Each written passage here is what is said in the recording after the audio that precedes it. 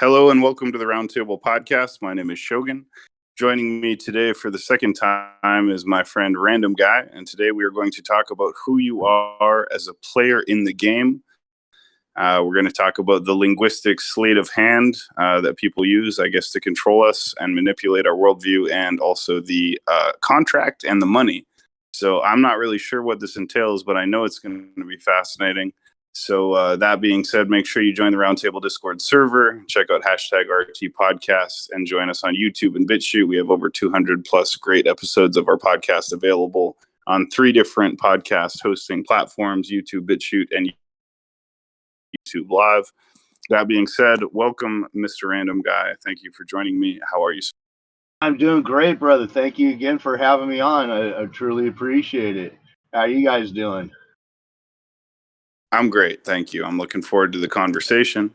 So let's dive right into it, right? So the topic was who you are as a player in the game, and what is the game, right? Well, can you bring us into this? Sure. The game is the government. It is one giant game, and people can argue with it, and you can really label it whatever you want. I mean, it's kind of all ambiguous, and it truly is. We'll get into some of that further into the conversation, but the reality of it is that, at least from my own perspective, and as I've gone along and I've asked a lot of people questions, it would seem that my perspective isn't all that far off from what everybody else's perspective is when they've been asked the right questions. And of course, it starts with when we're at our most youngest age.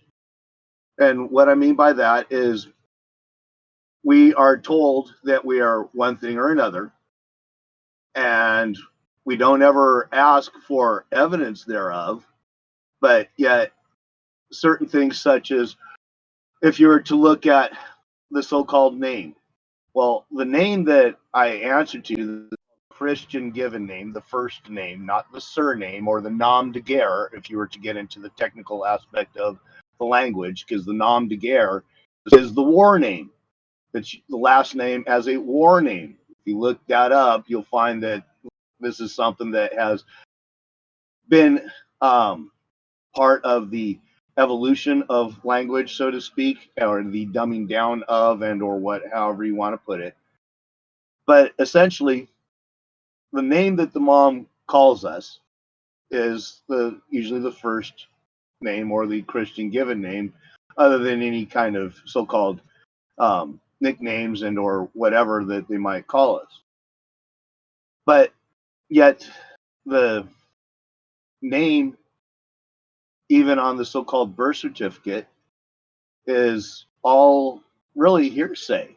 And especially the birth certificate, people will say, oh no, that's actual real serious document. Okay, well, that very well may be. And in fact, in so many cases, so many people would consider it to be God's gift to documentation in the legal world. And by that, I mean it is one of the most upheld pieces of paper with ink on it that there could ever be, because it allegedly denotes who a so-called man or woman is. But if you look back, in fact, there was a TV show, many that are old enough might remember, Johnny Carson, is now known as The Tonight Show, but back when it was Johnny Carson, he had a very famous attorney from back in the late 40s and 50s and into the early 60s, a man by the name of Jake Ehrlich Sr. And he talks about the birth certificate, that way back then, that birth certificate had been blown up as being nothing more than pure hearsay. It's nothing more than toilet paper. Well, one of the things that most people have to then ask themselves is this: if God's gift to documentation is nothing more than pure hearsay, wouldn't that make every other piece of paper with ink on it even less than that? Something most people don't question, but it's right there. It's right there in their face. Something like being a so-called U.S. citizen. Most people do not know what the true legal definition of a U.S. citizen is. And I ask people this question all the time. I actually ask them usually a couple of questions to set the groundwork. First, I ask them, would you ever admit to being something that you don't know what the definition of that thing is? And to a T, I have yet to get anybody that says yes. They all say no. Every one of them says no, of course not. So then I ask them, okay, great. Do you consider yourself to be a U.S. citizen? Of course I do. Okay, great. Can you give me the legal definition of a U.S. citizen? No. Well, wait a minute, brother. You just told me you wouldn't admit to being something that you don't know what the definition of, and now you're admitting to being something that you don't know what the definition of. This is all hearsay and assumptions. This is Right. exactly what I mean by this, because it's hearsay that we are this whatever. We're the name. We're a U.S. citizen. We're this, that, or the other. But unless we've gone out and asked the question, what do you mean by that? And where is the evidence that I am such? Because if somebody just tells us this, well, that's all well and good, but just because they told us this doesn't mean it's true. And of course, one of the little interesting parts ever since the so-called Rona has come about, one of the things that I like to ask a lot, because this kind of is how the whole Rona thing has played out a little bit. And I ask people, can you point to any politicians or bureaucrats that you say that you could trust? You trust what they're saying, you can trust what they're going to do. I have yet to get anybody that says yes. Well, just like with the Rona, all the information about Rona has come from politicians and bureaucrats. And I ask people that, well, has the information come from politicians and bureaucrats? Yes. Then why are you believing that the Rona actually exists? You just said you wouldn't believe what a politician says, but now you're believing what politicians say. This is very consistent. It's very consistent across the board. Well, the same thing goes with, are you a U.S. citizen? We've been told, it starts with the parents, but the parents were told in school and or by the grandparents and so on and so forth upline. But it always started with some politician or bureaucrat saying, you're a U.S. citizen. Or they even do it in a sneaky way, and they'll ask you, well, were you born here? Born here where? That's a very ambiguous frickin' phrase. Were you born here? Where the hell is here? Please define here and show me evidence that here even exists beyond the imagination and the dirt that I stand on. All right, so let's get into the first point that you outlined on your subtopic notes. It is hearsay and assumptions driven by linguistic sleight of hand. Right. So, what are these hearsay assumptions? What is this linguistic sleight of hand, and how does it affect us today?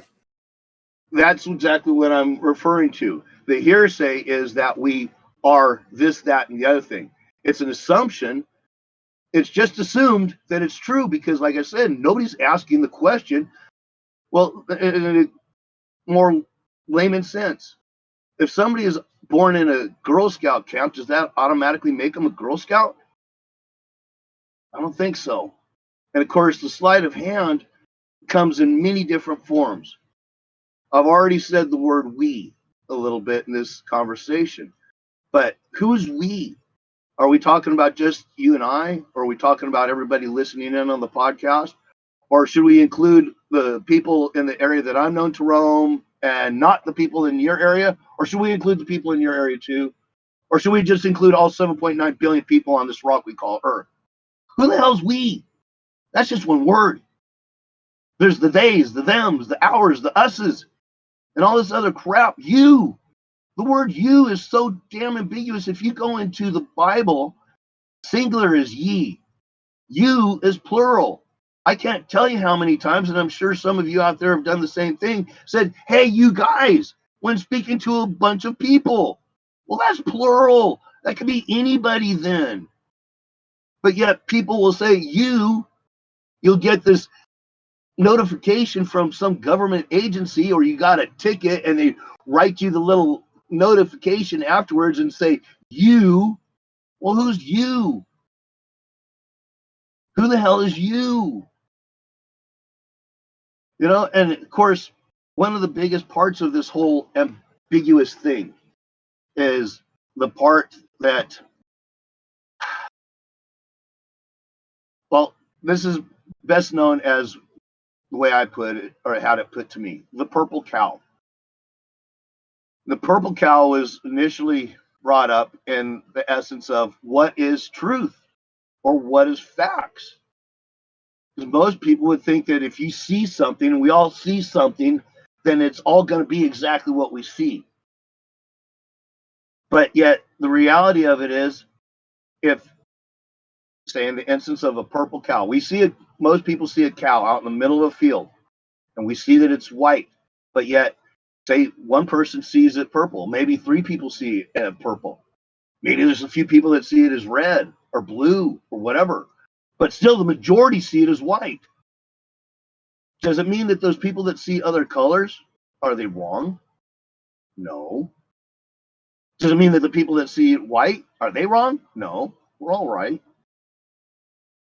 Let's extend this out. And this is the way I had it originally put to me.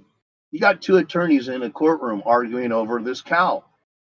And pretty much in the beginning, everybody can see that it's a white cow, including the guy that's about to argue purple.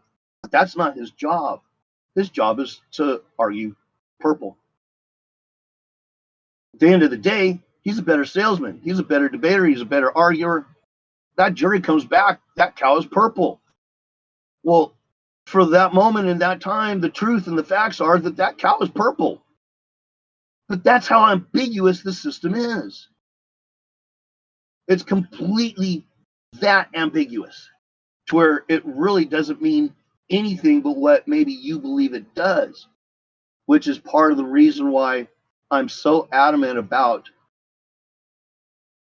you have to question everything. Because this whole conversation of the purple cow came from a friend that was the former prosecutor of the city of Long Beach here in California, when he gave me the little golden nugget piece of advice when he said, look, the best thing I can tell you is anything and everything that goes unquestioned, unrebutted, or unobjected to is considered to be consented to and true.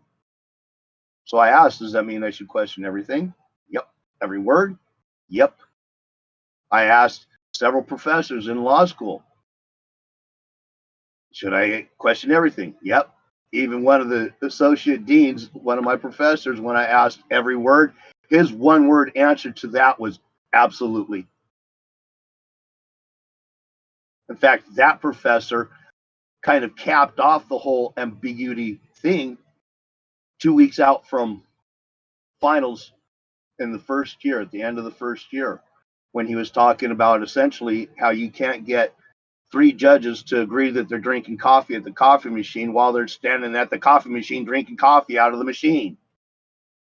And I made the comment, oh, yes, the ambiguity that I love so much. He says it's all ambiguous. If it wasn't, we'd all be looking for something else to do. What that professor just said is it's so ambiguous that this shit doesn't mean anything unless you believe it does. That's why it's all so deeply ambiguous. That's why it also has to be contracts too. Yeah, and you just mentioned the contract, so that's a perfect segue because subtopic 2 that you gave me is the contract. Mm-hmm. So what is the contract? What does it mean? How does it affect us? Well, everything allegedly is a contract. And of course, just as a quick side note, all governments, all corporations, all banks are written as trusts. So the two most important subjects in law that, in my opinion, that one should know is first understand trust law. So you understand, again, who you are as a player in the game. Because as in a trust, the real living man is the beneficiary. The so-called legal name that we're going to touch on here real quick is the funnel to which all the benefits are derived through.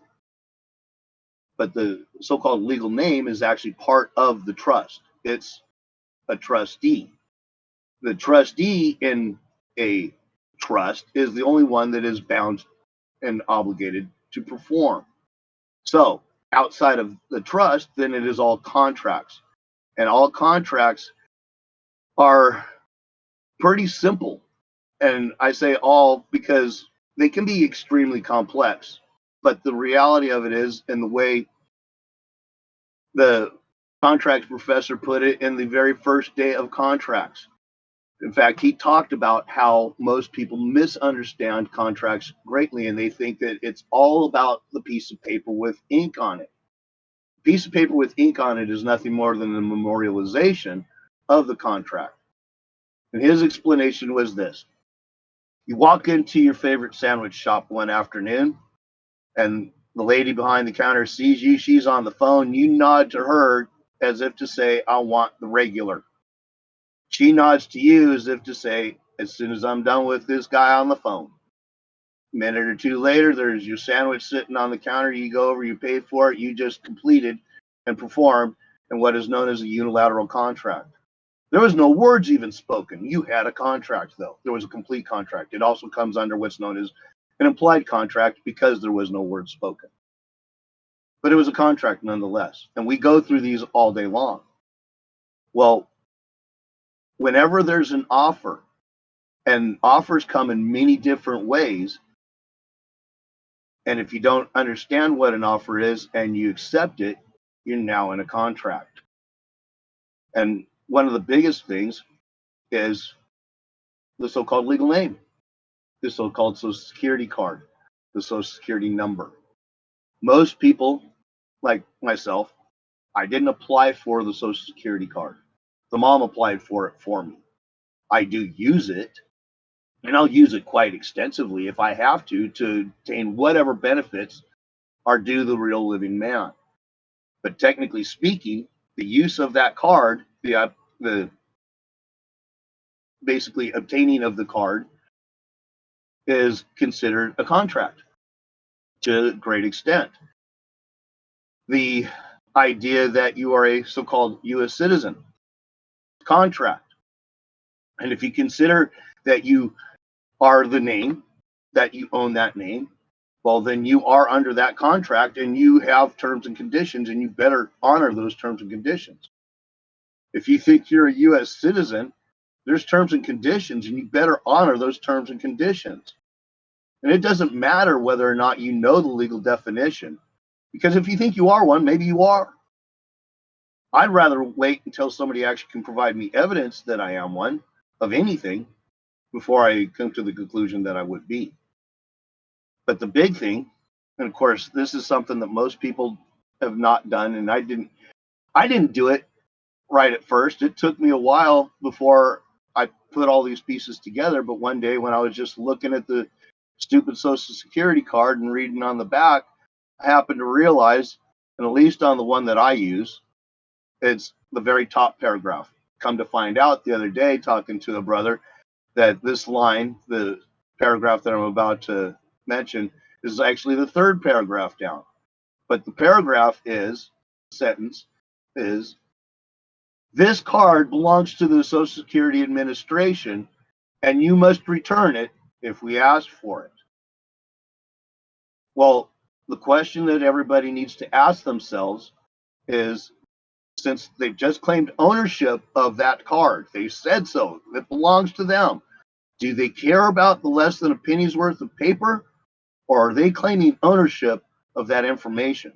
Are they claiming ownership of that name?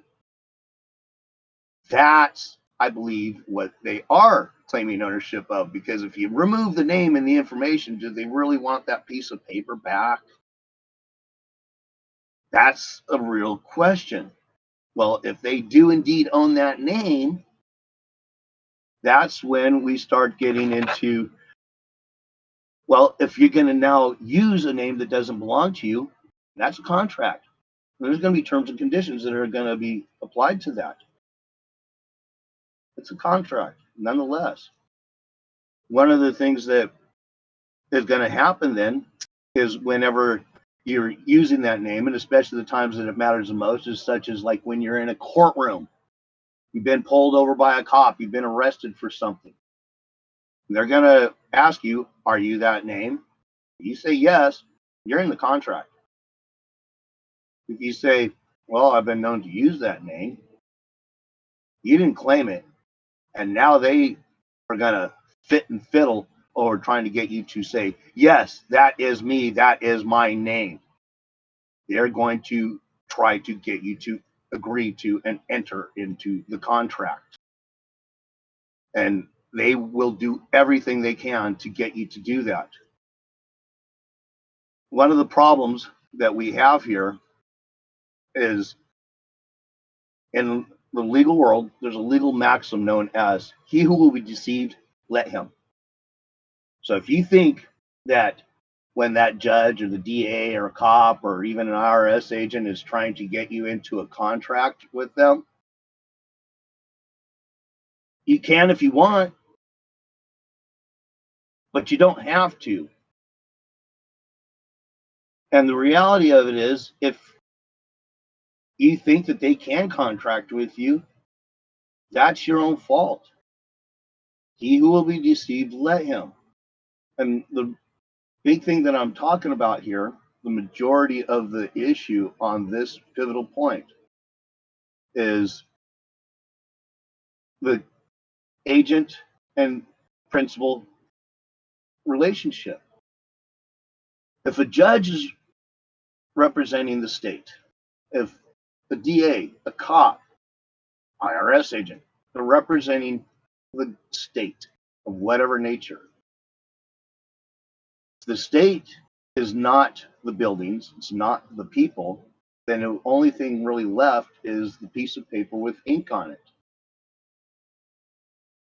I ask people all the time, have you ever heard a piece of paper talk to you like I'm speaking to you now? Again, just like with asking people some of these other questions, I always get a resounding no, an absolute resounding no. Well, then I ask them, okay, great. In fact, I even asked the cop this one time. He was writing some notes down, and I asked him about the piece of paper that he's writing notes down, if he's ever heard it talk. No, no, no. So then I asked him, well, how is it then that you want me to believe that a piece of paper called the state has granted you authority as one man over many other men, such as myself? He didn't know how to answer that, other than he started to say, well, the people. I said, well, what do you mean by the people? And when have you talked to all the people to get that information firsthand? He didn't know how to answer that. Well, the reality of it comes down to this.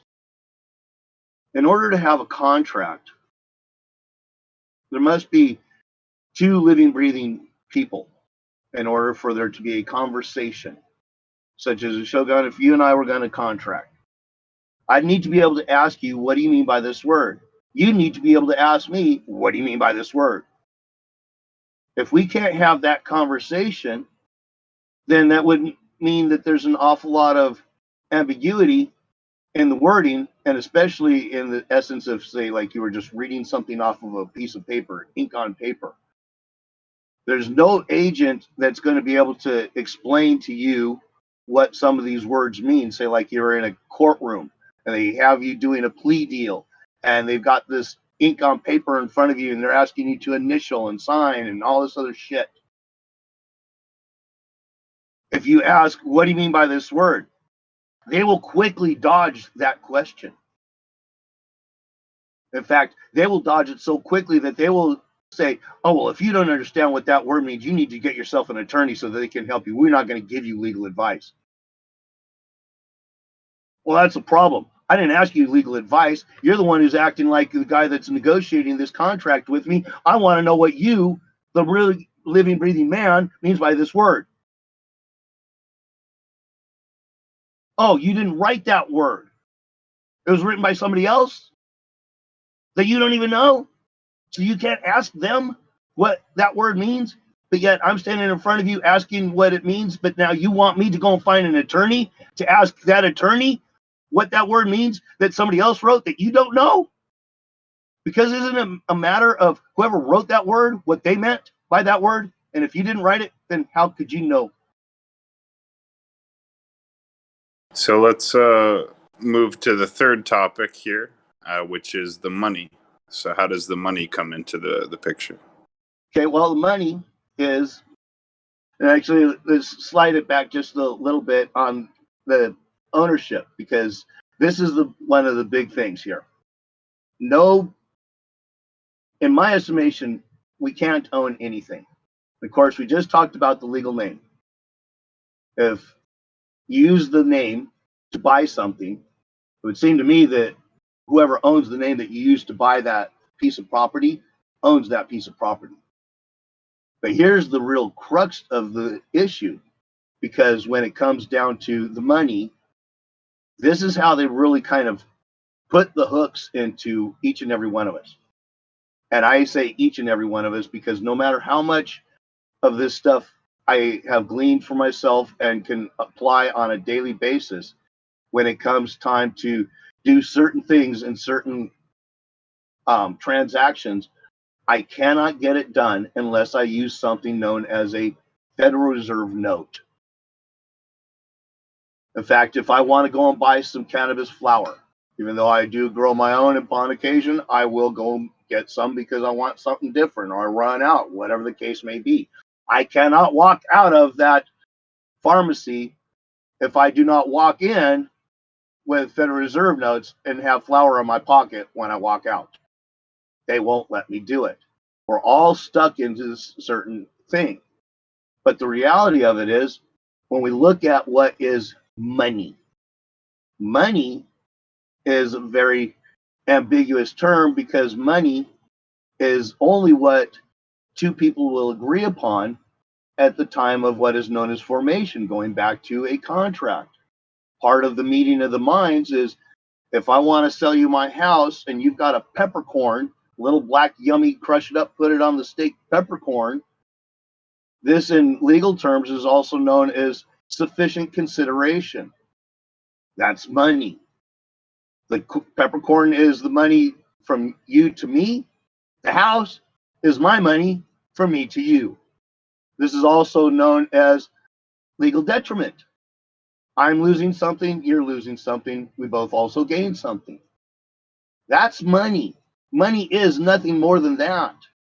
There is no set, automatic, whatever. In fact, there's two different so-called pieces of legislation that ultimately culminate into one final. The first would be HGR 192, which essentially abrogates gold. In HGR 192, it says no debt can ever be paid. The only thing that can ever be done with a debt is it can either be set off or discharged.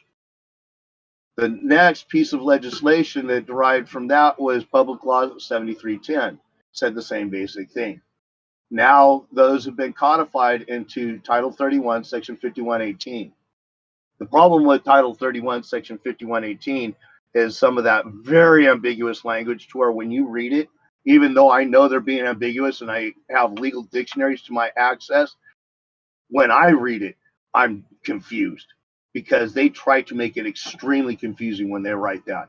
But it still says the same thing. Nobody can demand a specific form of payment. They can't tell you, you need to give me this or you need to give me that. They cannot demand that you hand them a so-called Federal Reserve note. They cannot demand that you hand them gold or silver because there is codes, laws, whatever you want to call it.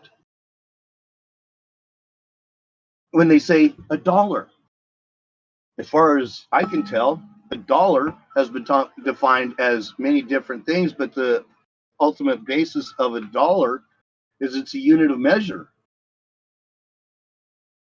Well, if somebody asks me for a gallon of something, I'm going to ask a gallon of what?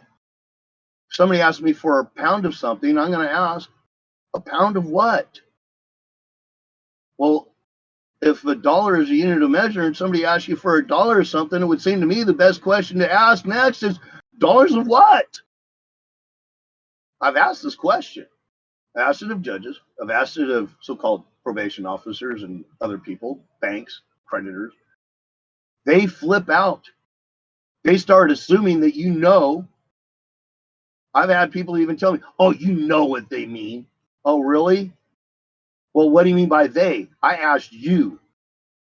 They don't even want to answer it directly like, "Well, this is what I told you it was." No. They always refer to and defer off to, "Well, this is what somebody else has said." Yeah, I don't give a shit what somebody else is saying. You're the one making the claim against me that I owe something. You're saying I owe dollars of something. I want to know what you mean by dollars. Are you suggesting I should just assume what you mean? And if I'm going to just assume, can I just then give you anything? Can I give you grains of sand? How about coffee beans? Yeah, very, very interesting little problem with that, because when it comes down to it, of course, if you read on the front of the so-called $1 Federal Reserve note, they all say it, but it says, "This note is legal tender for all debts, public and private."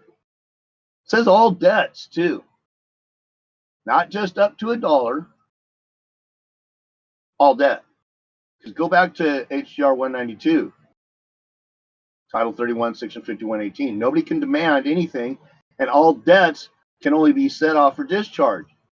Well, if you look in the UCC under what note is, just look up note alone. It's an IOU. But go ahead and do yourself a favor and look up every word in that phrase.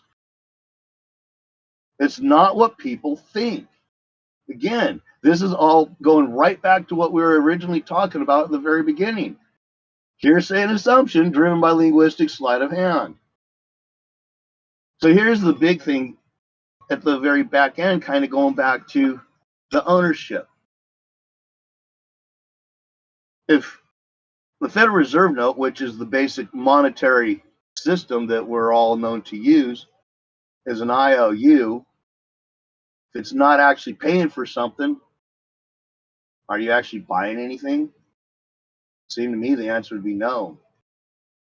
And if you're not actually buying anything, this kind of goes back to ownership. Can you actually own it if you don't buy it?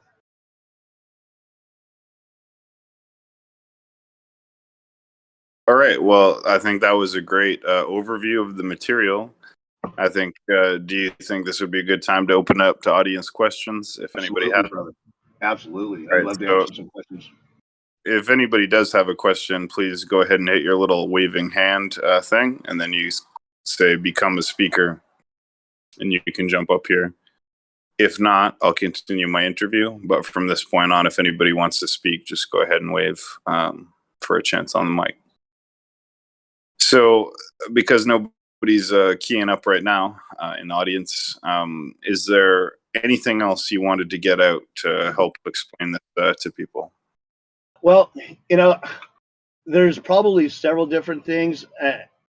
I just didn't want to get going on too much of a rant, but the biggest part of the issue, in my estimation, that I think most people get caught up in that ruin their daily lives is they get caught up in this fight. The idea that they have to get out there and fight the government. And this is something that I've finally realized several years back in a conversation on the so-called Facebook with a friend of a friend one day when, in fact, it was a Friday, excuse me, a Friday evening, Friday afternoon. And this guy kept making comments about the NWO, the New World Order, and Illuminati. And so I asked him, he said something about believing. And I asked him, well, what do you mean by the word believe? And this ended up, this asking just one question about one word. What do you mean by this? Sent this guy into a tailspin to where for a good couple of hours, the text messages kept going back and forth where he kept saying, well, don't you believe they do this? And don't you believe they do that? And I said, but brother, why are you asking me if I believe they're doing this and that one. I simply are asking you, what do you mean by believe? Could you please define this one word before we move on? Well, finally, at the end of the afternoon, getting into the evening, even the friend finally chimed in and said something about, man, I'm getting dizzy. It seems like you guys are going in circles. And I said, well, could it be the only one going in circles is his brother over here? Because I keep asking him one question. He's run off and answered damn near everything but the one question that I've asked. Like, well, we don't get it. Could you please explain a little bit more? I said, well, let me ask you this. If the government, like we talked about, is nothing more than a piece of ink on paper, the actual reality of government then is that it's all imaginary, right? Right. Okay, so then if you have the idea that you're fighting an imagination, could it be that you're actually giving life to that imagination? Could it be that every time you step out and talk out about it, you speak out, get people riled up, that you're actually not only giving life, but you're actually making the imagination stronger and growing it? Could it be that it might be just a little better to stop imagining that it even exists? And then, oh, yeah, let's go to your real topic about this shadow government known as the New World Order. If you stop believing that the real government exists, could it be that the shadow government goes with it and they both disappear as soon as you stop imagining that they're even there? Oh, yeah. Then I asked the question, brother, do you like having peace? Well, yeah, that's what I'm trying to get to. Then why are you starting every day thinking that you need to go to war with your imagination and starting the war right in your own head? That turned his brother around pretty quick.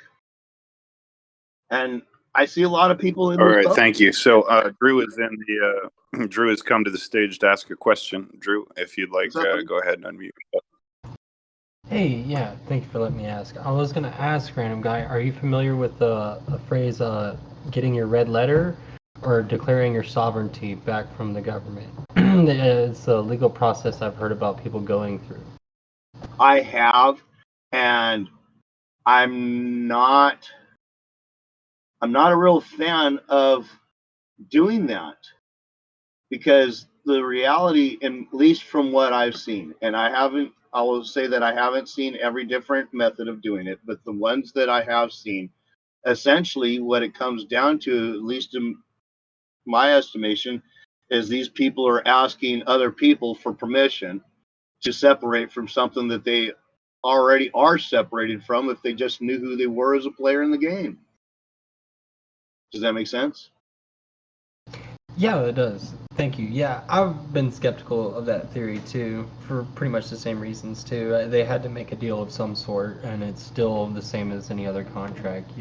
They're just buying their freedom for a short time. Right. Yeah, thank you. And Drew, get something else too on that, brother.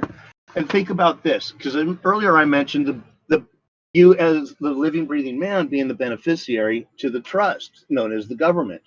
Well, you're due all those benefits. This government, if during the time being that this government exists, and there will always be some form of government, in my estimation, no matter what, there's always going to be something. And I will even say that I would want something because I still want somebody to deal with murderers, rapists, and thieves.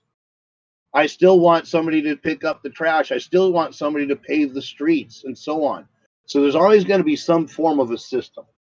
But down to it, and of course, looking at this system overall,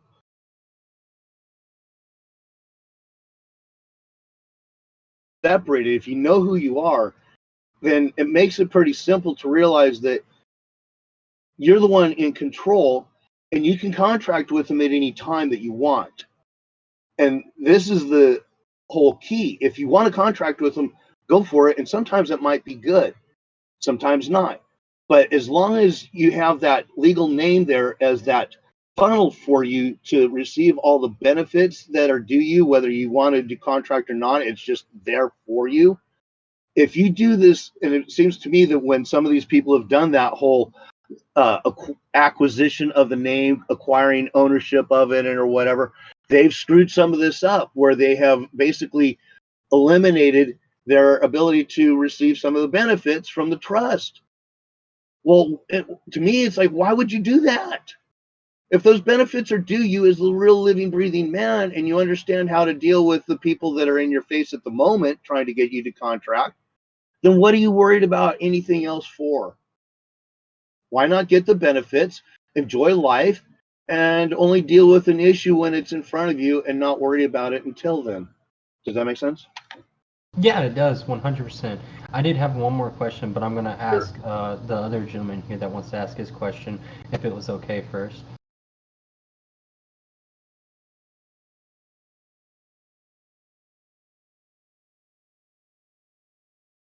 Lava?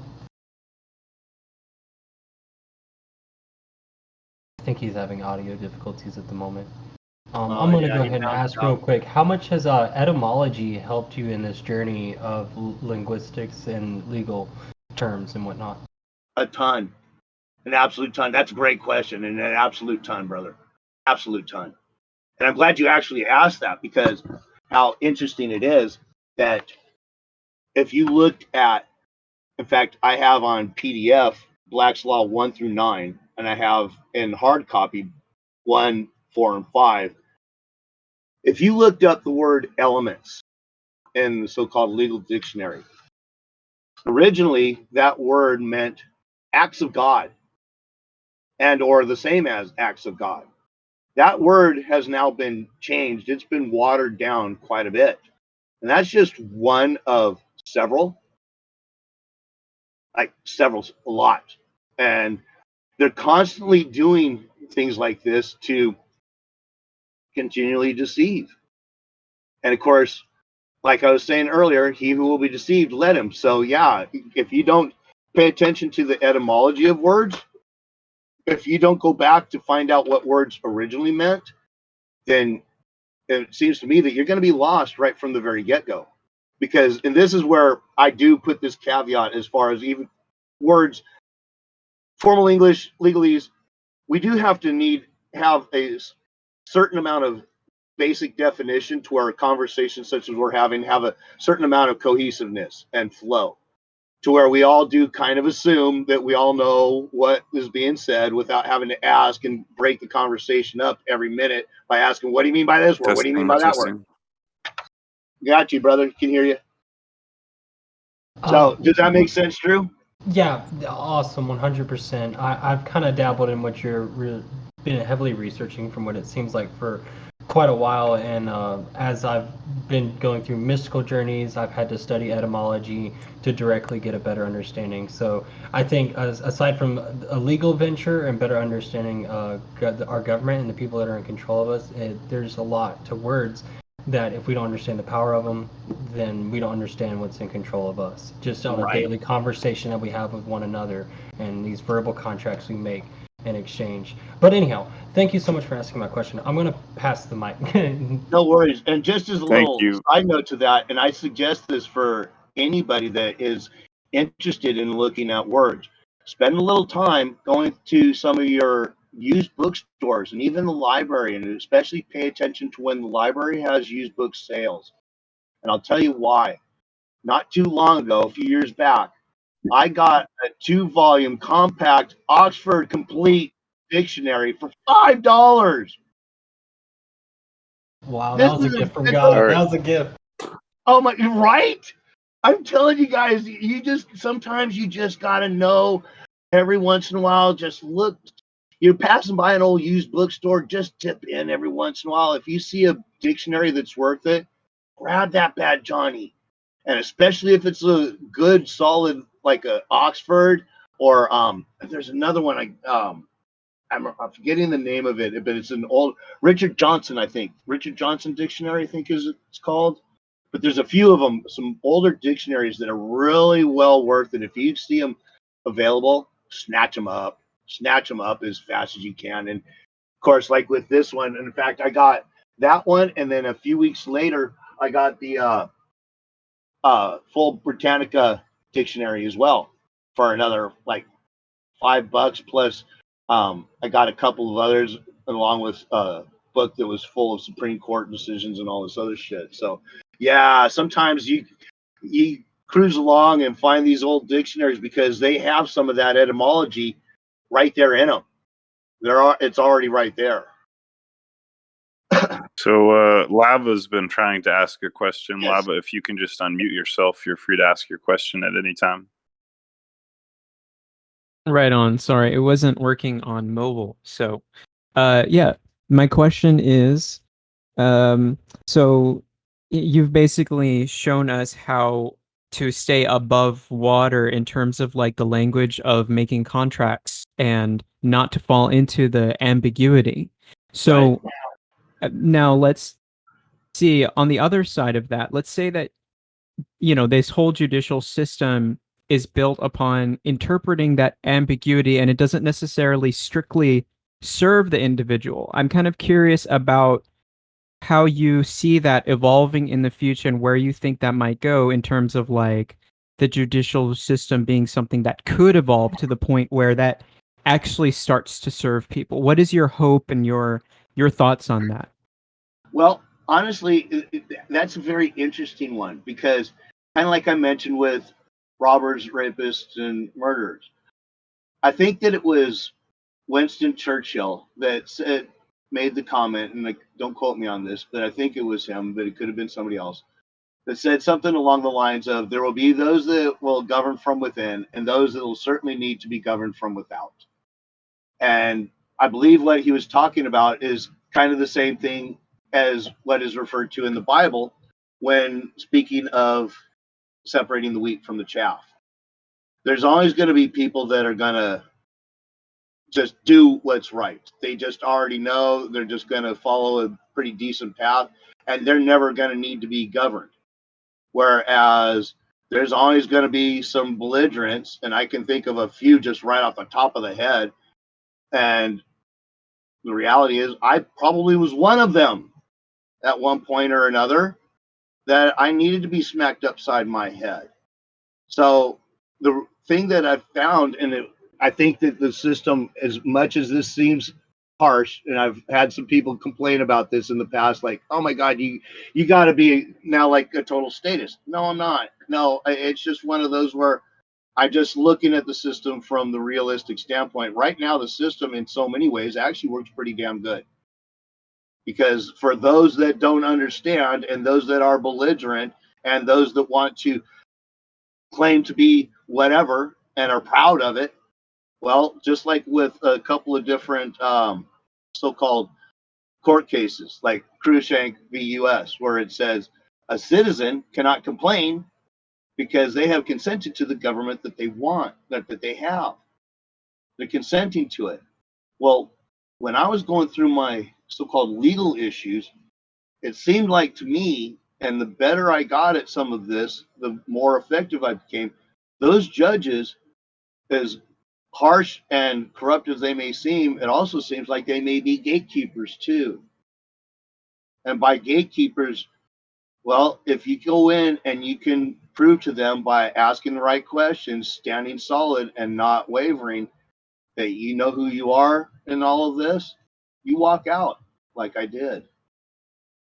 So, as much as I actually would like to see a complete change in the system to where it's far more transparent, far more accountability, because like we talked about earlier, everything's a contract, and the way the system is right now, there is no contracts. If I vote for you, Lava, as my representative, I can't prove that I've ever voted for you, so I can't prove that there's ever been a contract. And in fact, here's a quickie that most people don't realize, but here's 3 different cases, and this is just a short list of a very long list. Sapp v. Tallahassee, Reef v. City of Philadelphia, Lynch v. North Carolina Department of Justice. These are 3 major cases where it was stated that it is not the duty of the police to protect you. Their job is to protect the corporation and arrest code breakers.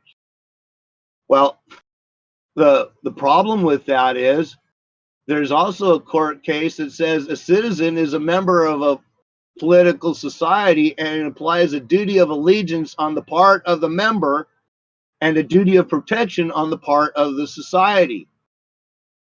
Well, basically, they're saying that you have to follow their rules in exchange for a duty for them to protect you.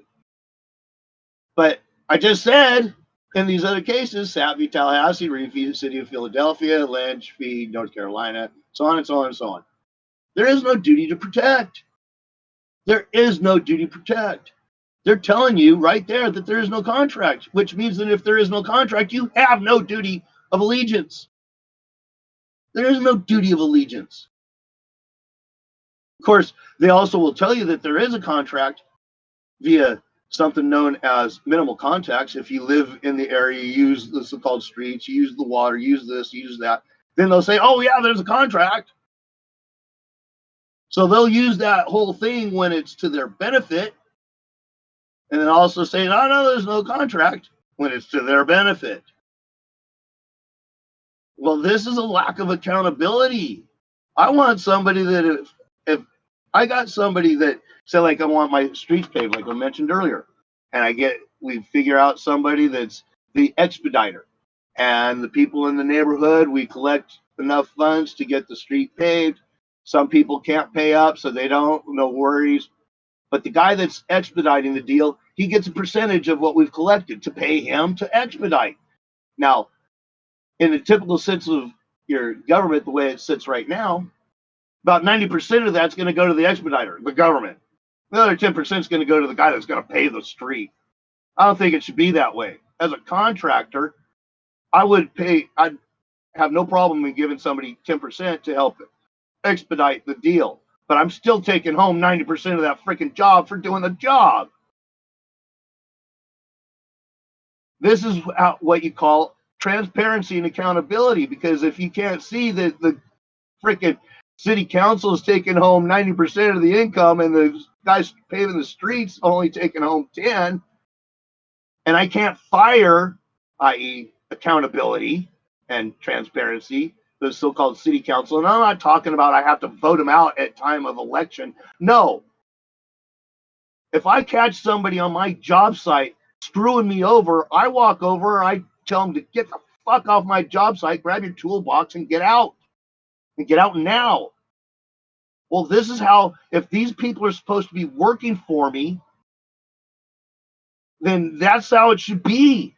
If I catch somebody screwing me, I get to fire them, and I get to fire them on the spot. And I don't need to go and ask everybody else in the neighborhood, oh, well, could you all vote with me? Since he didn't rip you off and he's all made you guys happy because it sucked your dick, but he's ripped me off and you guys are going to vote for him, so now I can't fire him. No, bullshit. Bullshit. I see. Well, I'm sorry. I'm ranting. I know, but go ahead. Go ahead. No, it's all good. I think you did a really good job because it sounds like you do have hope and that you have thought of that. It's just that you're showing us how there isn't transparency at how the interrelated institutions of law represent themselves on the surface. Mm-hmm. And yeah, that's a good thing to think about. So if we want to work with the judicial system, then we have to really gonna implement some changes at the fundamental level. So okay, right. Thank you. Well, yeah. Think about I'm gonna this. pass it back to you guys. Yeah. Well, in fact, this is for everybody, but this is kind of how I thought about it, Lava. If we take one specific so-called professional sport, the NBA. People in the NBA, guys that are in the NBA, they want to be there. And you only get the top guys in the world that can play basketball in the NBA. And of course, if anybody in the NBA fucks up, they get fired. And they get fired right now. They're gone. Bam. End of story. And there is no worry about somebody else being good and wanting to take their place because there's always another guy coming. Well, it would seem to me that if we're going to have people in our so-called positions of as an expediter to get my street paved, I want the best guy. I want the guy that really wants to do that job. I don't want some guy that's just doing it because he wants to have control over money or something. I want the guy that actually takes that job to heart. And of course, when you look at the difference between something such as the difference between the NBA and the WNBA. Well, and this isn't any crack against women. This is just the difference between one person being able to do the job better than the next. The WNBA has a few times over the last few years been talked about being damn near bankrupt, that they're struggling to keep that so-called league alive, which means that they're not doing very well in terms of making the income. But yet the NBA is making billions of dollars in the off season. Even in the off season, the NBA is making billions. Why? Because of the best players in the world. Nobody gives a shit about watching a bunch of people, even if it's women, scoring at what would be considered high-end men's high school basketball. They don't give a shit. They want to see the very best doing their very best. That's why the NBA is so highly touted. Does that make sense? That is.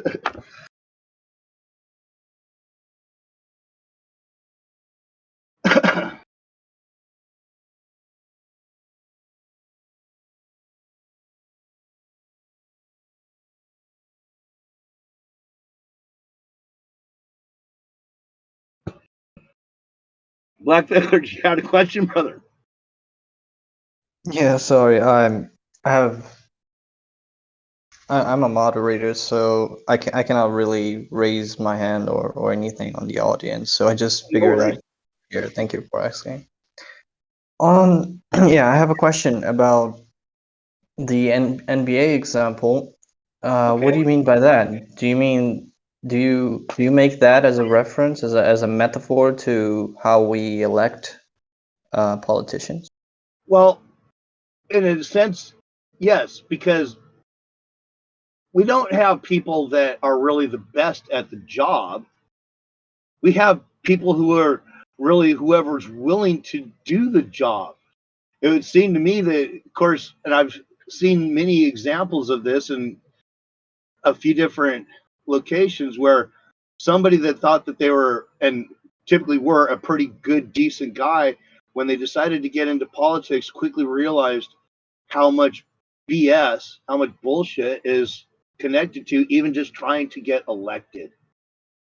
And of course, one of the things that, like I was mentioning, if you were to vote for me, Black Feathers, if you do it in the form of a secret ballot, neither one of us really have the ability to prove that we had a contract, that you voted for me and or vice versa. So part of the problem way back when, in fact, John Locke, allegedly way back when writing about the social contract, wrote about this issue, that way back when it was nearly impossible to create that individual contract to all the so-called constituents. Well, that was true way back when, I would have to believe, but nowadays, we've already talked about the Social Security card. There's a contract. Driver's license is a contract. All these other little cards, they're all contracts. If you have a credit card, that's a contract. There's all these different contracts with all these different people and all different corrections and many different levels. So that has now not a problem. You can have that individual contract and it can be written in such a way. Yes, there would have to be some ambiguity to it, but it could be written in such a way to where if I voted for somebody, I now have a legal and binding contract that says that they have to do what I want them to, and they can't just do whatever. And oh yeah, they work for me, which means that I don't have to ask them permission to do whatever I want. That's one of the biggest issues that most people don't get, is when they have to go and ask their so-called public servant, their servant. If they're your servant and you as the public are then the master, when does the master have to ask the servant for permission to do shit? Go ahead, brother. Yeah, sorry. No worries. I was ranting.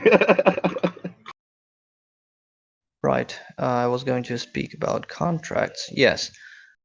If the whole societal system is basically contractual, it's a bunch of contracts, as you said, that non-spoken or and non-written contract most of the time, which makes it quite ridiculous. I personally don't believe in that. I think it is possible to create a system that is very solid and completely reliant upon consent over written words, where you state that you agree about things. It would be a bureaucratic absolute nightmare. Of course, there has to be ambiguity, but as soon as these things are not forced upon you, as you said, transparency is one of the things that I believe as being the ultimate display of the character of anything, of a government, of a company, of a group.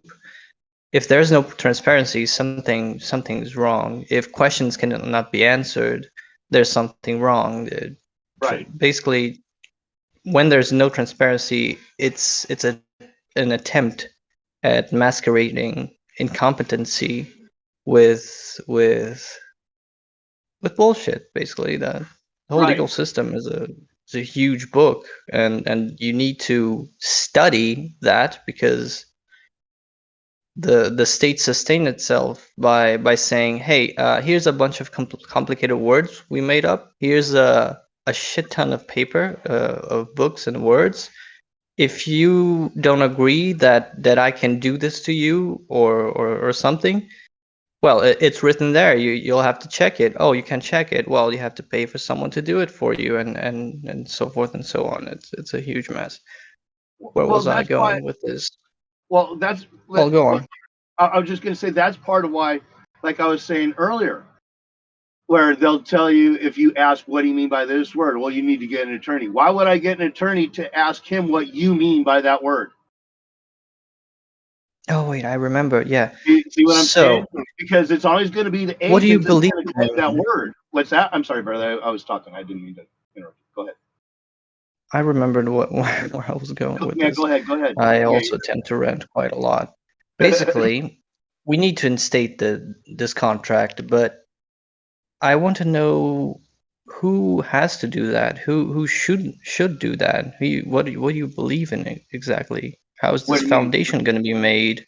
How is there going to be legitimacy to this system, and how would it arise? Oh, if we were to redo it, like I was talking about, that I couldn't really tell Yes, you, and because that's what. the whole I, premise of everything you say is it's quite ambitious. I do love it, and it's incredible, mind blowing, and eye opening. But it's I, basically it I basically couldn't tell you. resets everything if you Right. would act upon. Well, quite frankly, when I wrote about this, this is actually a concept that I'd thought about and wrote into when I was writing my capstone paper for pre-law. And I write in there, do I know exactly how it all play out and what all the different dynamics would be, how it would be, how it would finalize in its manifested structure? No, I don't. I certainly don't have all the answers, but I would have to say, just like with so many other things, if men and women were truly determined to make it happen collectively, we'd figure it out. I think that would be a certain, if that makes sense. So, Mr. Random Guy, thank you so much. This has been great information. I think we've No covered worries. an awful lot. So I'm just going to ask, is there a final message, a takeaway, a closing thought you want to leave the audience with, both the live audience and anybody listening later on in YouTube or BitChute? Sure. Of course, the real thing is just when you do realize who you are, once you realize that it is all contracts and really only contracts at the moment, enjoy your life.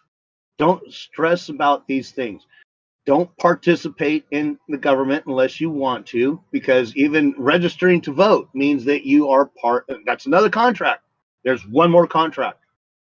And of course, if you want to be held to 80 million code statutes regulations, and one of the things that was Black Feathers was touching on real quick that I kind of want to mention is if you consent to being a so-called U.S. citizen. You consent to being the name, this, that, and the other thing. One of the things that is part of the so-called legislation, you're now consenting to be property. You're property of this thing called government, the United States, whatever. Well, so many people think that they're being forced into doing these certain things after they've already claimed to be a U.S. citizen. They've claimed the name. Well, the reality is they're not being forced because they've consented to it. You can't consent and be forced, even if they don't like it. If you want to be a U.S. citizen, there's 80 million terms and conditions to your contract. If you don't know those terms and conditions, that's your problem. And if those terms and conditions say that when the government co-agents show up and they start pushing you around, smack you upside your head, like Krushank v. U.S. says, a citizen cannot complain because they have consented to the government that they have. You asked for it. You ask for it, you get it. Be careful what you ask for.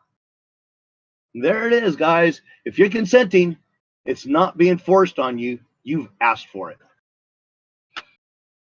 All right. Thank you so much, Random Guy. This is a great discussion. Thank you to everybody who asked questions. Thank you to live audience.